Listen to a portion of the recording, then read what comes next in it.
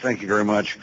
Welcome, Madam Secretary. And you stated that we're going to do as much as we can in terms of Camp Ashraf. You are not doing as much as you can. It's been 500 days since the court was ordered us to reconsider this terrorist designation, and that should be plenty of time to understand what the issues are.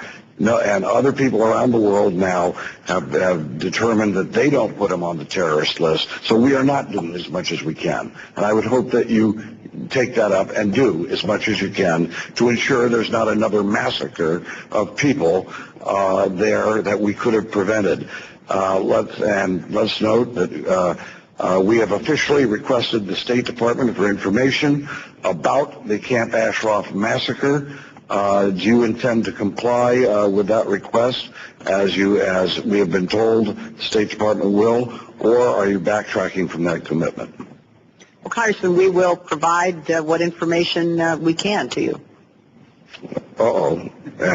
We can sounds like the operative words of how to get out of answering a question. You obviously have the records of your own department. Are you going to provide it? You have a request from Congress. You have agreed to do it. And will you comply with that request? We certainly will comply with the request. Okay, thank you. But I cannot tell you what will be in the reply. That's not. So that is the qualification of my answer. All right. Judge Poe is recognized. Thank you, Madam Secretary. Thank you, Madam Chair. I'll try to make this to the point. Last time you and I talked in this very room, we talked about the safety of Camp Ashraf. That was in March, and then later in April, Iraqi soldiers came in and killed people in Camp Ashraf. People disagree on how that occurred, but people did die. Right now, the 31st United States is leaving. When we were in Iraq this summer, Chairman Rohrabacher, myself, and others on this committee, we met with Maliki on the issue of Camp Ashraf. It got very heated.